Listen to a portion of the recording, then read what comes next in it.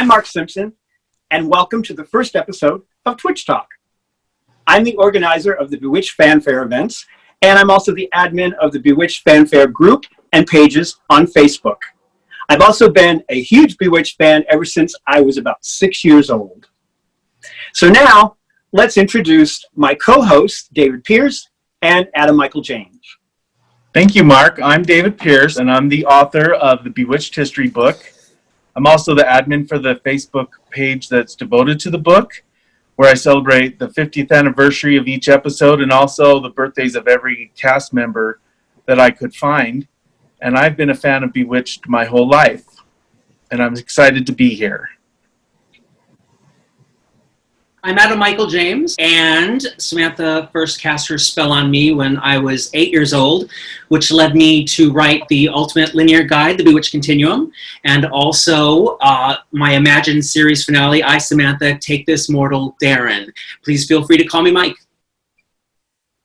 We also have some Bewitched fans with us tonight, so we're going to have them introduce themselves and tell us a little bit about themselves.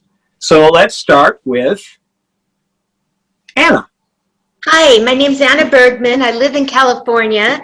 I'm thrilled to meet Adam and David because I've read both of your books. I discovered Bewitched as an adult and became obsessed with it. I love the writing. I love the fashion. I love how sophisticated it is and the call out to life, like La Scala and Kant. Thank you, Anna. Thank you for joining in with us today. So how about Justin? Hey everybody, I'm Justin. I'm from Atlanta. It's great seeing some of you again. I met some of you at the Bewitched Fan Fare a couple of years ago. And I've been a Bewitched fan ever since I can remember. My favorite Bewitched episode is Samantha's wedding present. Well, great to have you with us, Justin. How about Michael?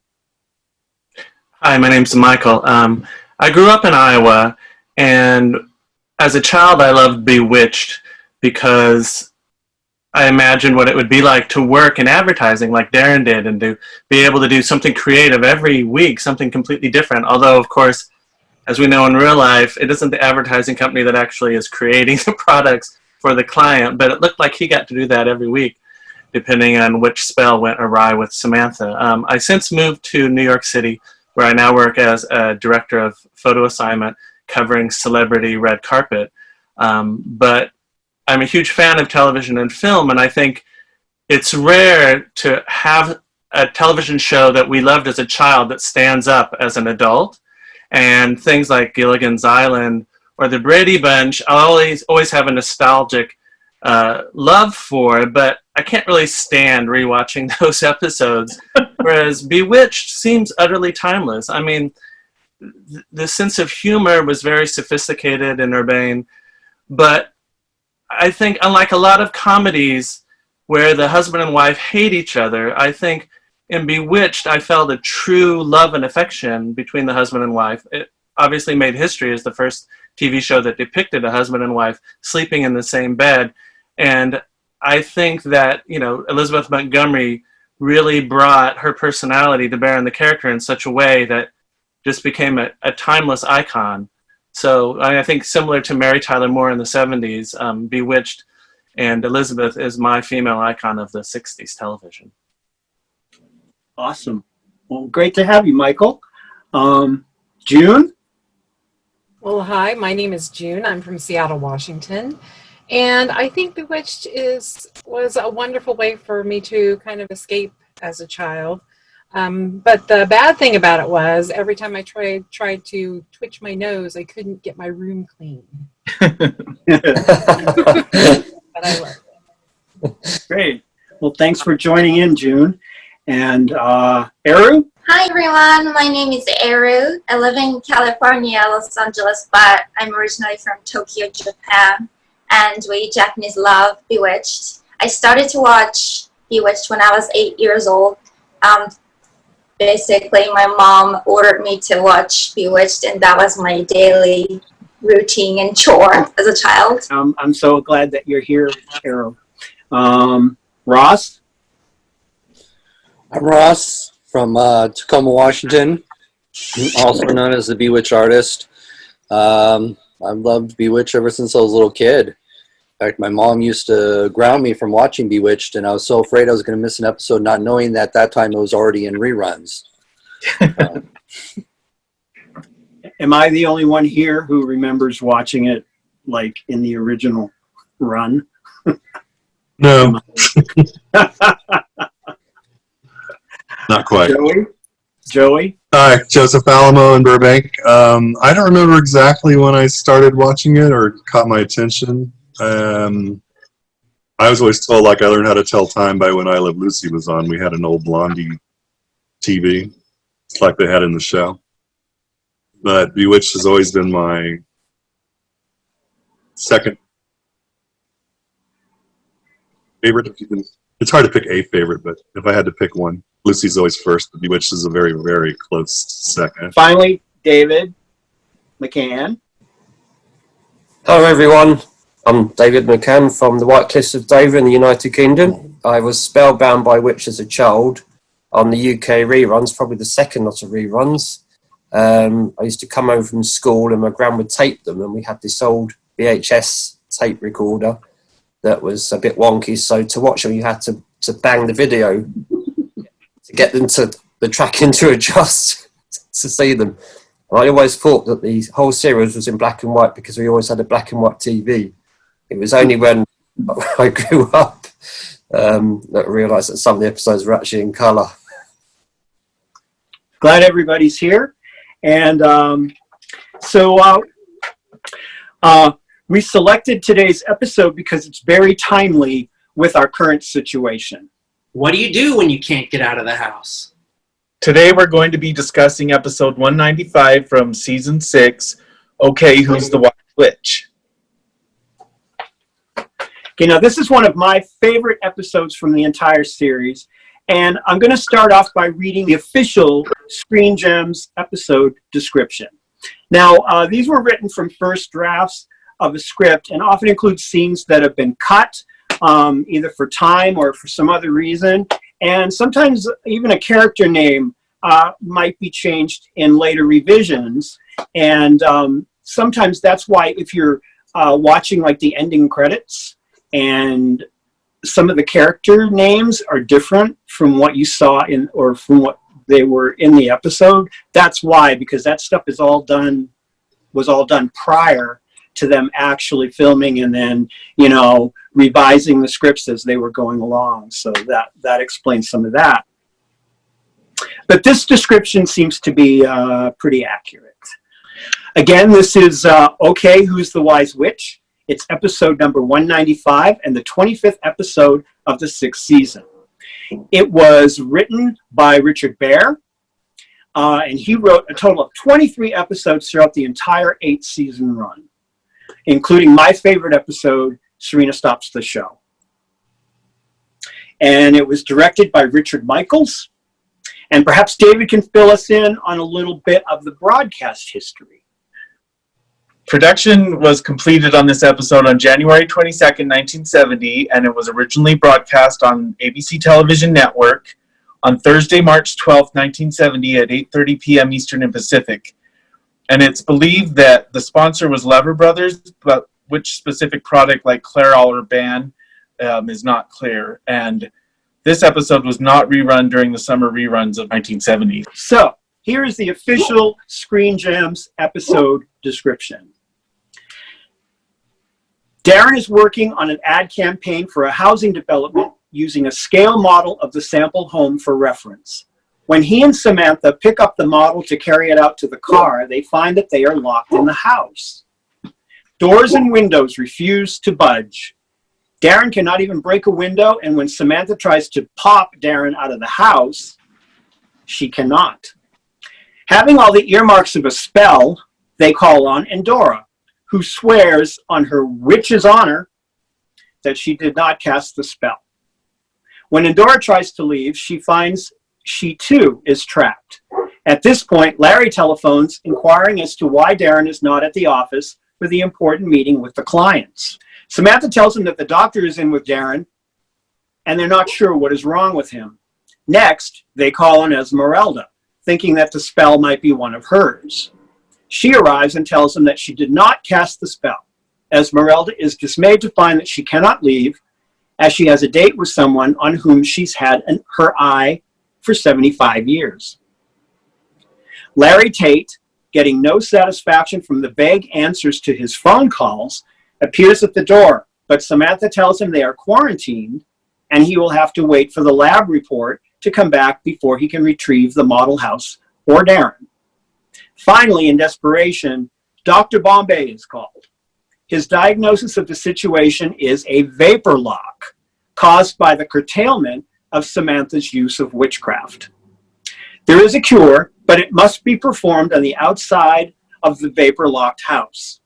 The problem is solved when Samantha takes Dr. Bombay's picture, transforming him into an 8x10 glossy, pushes the photo under the front door, and incants him back to 3 dimensions. Samantha then has Endora shrink all the playground equipment she has produced for Tabitha to fit in the model home, thus making Darren a big hit with the client and with Larry. Bravo. So, what are your thoughts on this episode? What do you guys think about this episode? What are your favorite scenes? And whoever wants to start. One of the things I love so much about Bewitched, and that I think roots it in his time, is that it could be a play. The actors are so physical. They're really acting with their whole bodies. So I think Samantha and Darren trying to get the dollhouse out the door is just such classic Bewitched to me. It's so awkward, and you're just thinking, like, is she going to twitch? Is she going to twitch? Sam, will you help me get this out to the car? Oh, certainly.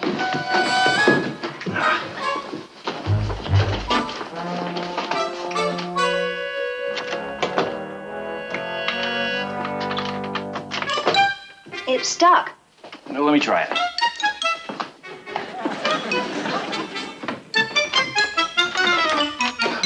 The lock is jammed. Well, you can go out the side door. Okay, let's put this down over here.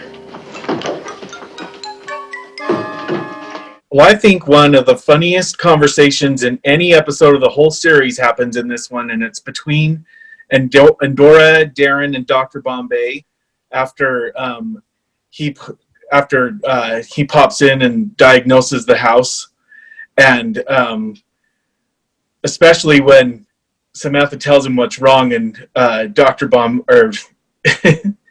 Darren says to him, "Diagnose that, bull artist." Paging Dr. Bombay. Paging Dr. Bombay. Emergency. Come right away. Hey! I've been having a bull session with my nurse. Where's your red cape? I dropped it making a pass at her. Dr. Bombay, we have a peculiar problem. I know, but he's easy to get rid of, isn't he? Today, nothing is easy to get rid of. Anyone or anything who's here stays here. None of our doors or windows will open.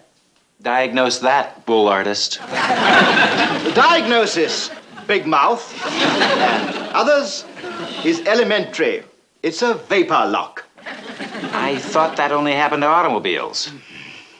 Ignorant, isn't he? The humor in this episode is really a higher standard than a lot of the other episodes. It's just very snappy. It's very clever. I love that part where Dr. Bombay is trying to take the reading in the room and can't get one, and Endora says, "Maybe you're holding it too close to Durwood." I run a spot check with my atmospheric oscillator. No home should be without one.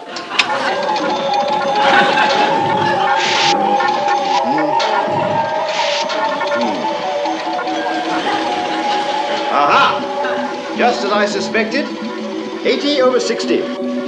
Is that bad? It's terrible. Normal is 3/4. Maybe you're holding it too close to Durwood. Durwood is entirely irrelevant. How about that? It's not for sale. I mean, it's just really clever. And the other thing that I like about it, aside from the fact that it's original, it's not a remake episode like there were so many of already in 6th season, but there's like this underlying message that almost every time Samantha gets a witchy illness, it's because she's suppressing her powers. And I think that was a very powerful message the show would send, to not repress yourself.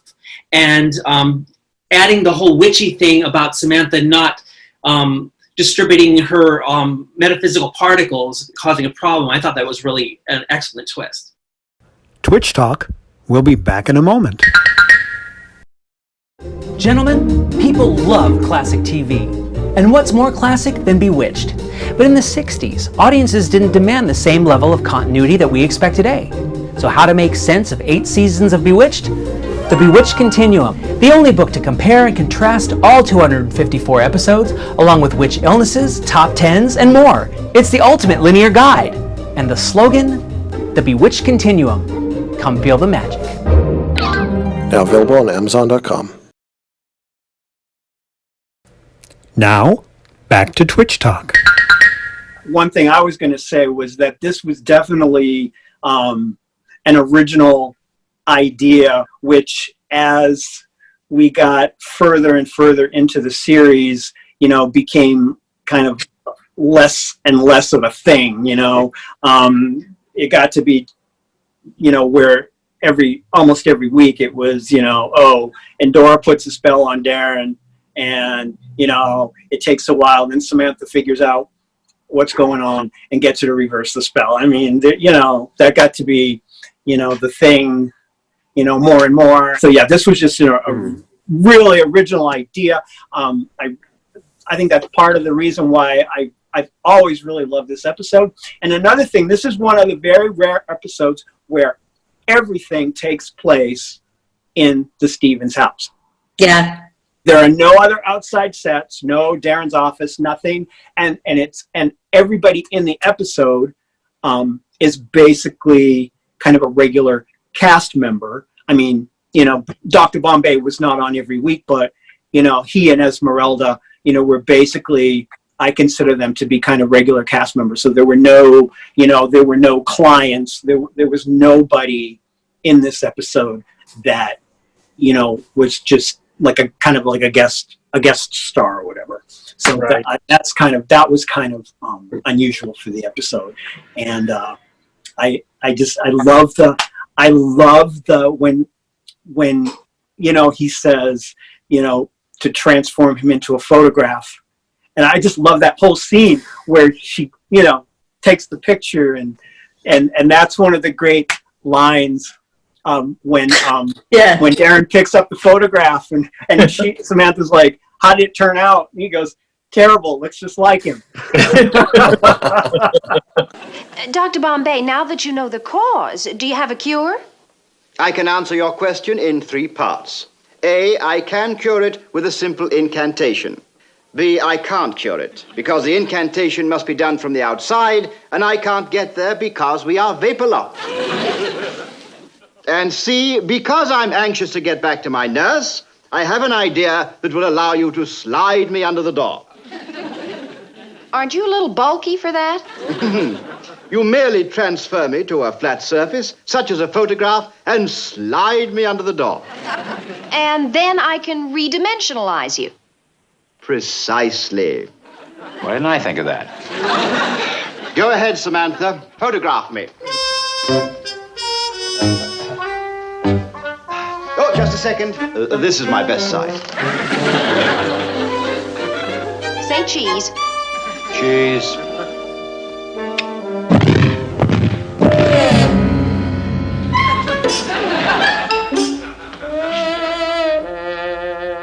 How'd it turn out?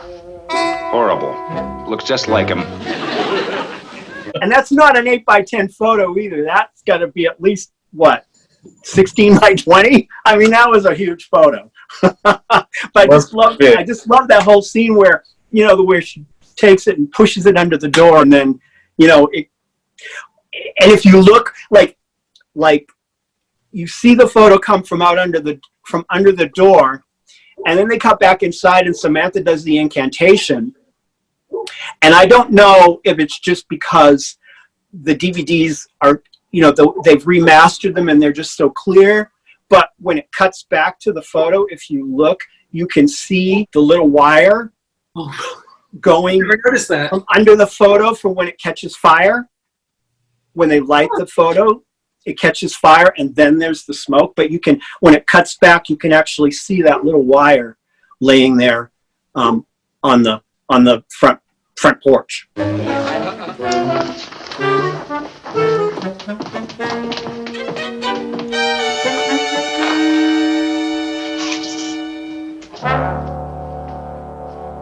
To make this house again conventional, let Dr. Bombay be three-dimensional.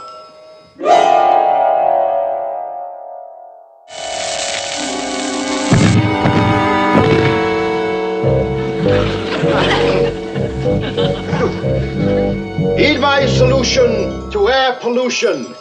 Obey the dock. Vanish, vapor lock.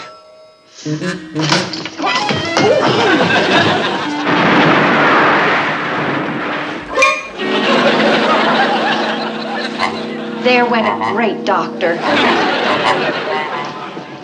Yeah. The two things about this episode kind of make me scratch my head. First of all, Mrs. Kravitz was a nosy neighbor, always looking out the front window. Thank you. I thought that too. I always thought that too. It's like, where is Gladys Kravitz when you need her? So why didn't Samantha knew this? Why did she slip the photograph under the front door where all the smoke would come out and Dr. Bombay could appear? And she'd be like, Abner, this man appeared out of nowhere. She could have slipped the photograph under the patio door and have him, appear in the backyard. The second thing is that at a point and Dora pops in the house, she gets stuck. At that point, they know anybody that pops in this house is stuck. So when they called Esmeralda and Dr. Bombay, they know they can hear them when they call them. So why don't they say, don't pop in the house, you'll get stuck. Pop outside the house. That's a very good point. True. I guess while we're talking about continuity stuff, because that's kind of what my work is about, one of the things I wondered about the Samantha turning Dr. Bombay into the photo is, why couldn't Bombay turn himself into a photo? There wasn't anything wrong with his powers. He could have just turned himself into a picture and then Samantha could have slid. Yeah, but see, my answer to that is that once he's turned into a photo, he's an inanimate object. He's a piece of paper. He can't turn himself back. And plus, I'll give you that. Plus, it would take some of the fun out of the episode. Hell yeah. It was awfully trusting of him. I mean, yeah. I love Tabitha, so that's one of the things I like about this episode. Lots of Tabitha. Well, I thought it was kind of funny because she got a swing sets, right? She got up a swing set for her, and she's had it a couple of times before, but now we have a new swing set, and she only got to play on it for 24 seconds. Time it. Go back upstairs. I know there was child labor things. Child actors can only be on. That's what I was gonna say. But that scene stood out to me because Samantha in general is so strict to Tabitha, especially as a Japanese. She's very strict to me, and Darren too. Yeah. Okay, so another thing that I wanted to bring up about the episode was, there's a couple things because we've talked a little bit. David and Mike and I have talked a little bit prior to this about some stuff that we wanted to bring up about the episode. The one thing that I noticed is that when Darren wants the hammer to try to break the window, when she reaches into that drawer to get that hammer, it's very obvious there's nothing else in that drawer but that hammer. There's no silverware. It's not a junk drawer. There's no junk in that drawer. The only thing in that drawer is that hammer. And she's got to reach way into the back of that drawer to find that hammer.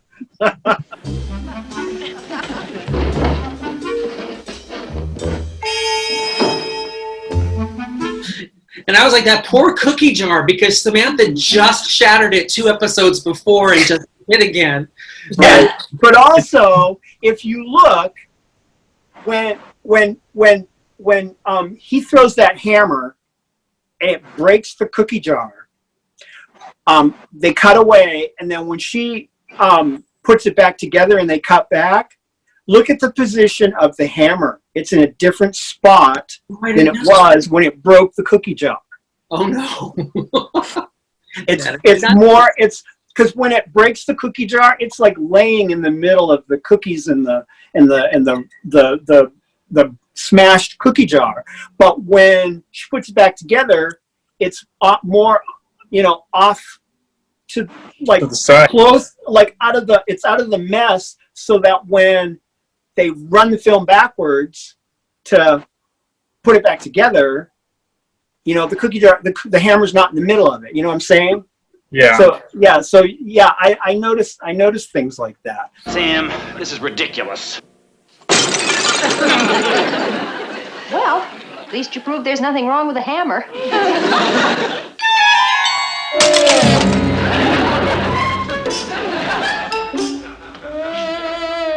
I like the scene where Esmeralda kind of stood up to Darren in the episode, because quite some time Darren was rude to Witch and Warlock, and when he said about your concern about Ramona is least concern, something like that, that's pretty rude to anybody in general. Well, has anyone come up with an idea about how I can keep my date with Ramon Verona? Esmeralda, Ramon Verona is the least of our worries. Mr. Stevens, you wouldn't say that if you were an unmarried witch who seldom gets a shot at romance. Esmeralda, I'm surprised at your lack of sensitivity. What I thought was cool was that, how many, was it 3 episodes later, they also brought up Ramon Verona. Yeah, in the Love Potion, the Make Love Not Hate, they mentioned her that she had dated Ramon Verona. I just thought it was really cool that, because they didn't do that a lot of times, referencing something from another episode. So one more thing I want to bring up about the episode is that Endora, when she uses her incantation to try and leave, she uses the last lines of it are up and away in my beautiful balloon. Mm-hmm. And that's in reference to the song Up and Away that was recorded by the Fifth Dimension. And that hit number 7 on the U.S. Billboards in 1967 and won 6 Grammys in 1968. But it was so popular that they still used it then. And there was other people that were recording it. And I think it's funny. I've been listening to it all day. Twitch Talk. We'll be back in a moment. Want more information on your favorite Bewitched episodes? Be sure to order your copies of the Bewitched History Book by David Pierce, available from Bear Manor Media, and the Bewitched Continuum by Adam Michael James, available from Amazon.com. And don't forget the Imagine series finale, I, Samantha, Take This Mortal Darren, also available from Amazon.com. Now, back to Twitch Talk. What's interesting is at the end of this episode, he thanks Endora for her help, and I wonder how many episodes there are where Darren finally sort of lowers that grudge and sincerely recognizes Endora's help. Endora? Yes? I never thought I'd say this, but you've been a big help. Samantha, what would your husband do without us? I don't know, but let's not ever let him find out. So I just want to thank everybody for it's really fun. joining. Thanks, so much. And thank you, everybody. We'll be back in a couple of weeks probably with episode number 2, and hopefully we'll see everybody then. Honor. So I want to thank my co-host. Yeah, I want to thank my co-hosts Adam Michael James and David Pierce. Thanks, you guys. And thank you everybody else for joining in, and bye. Best witches. Stay safe and be well, everybody.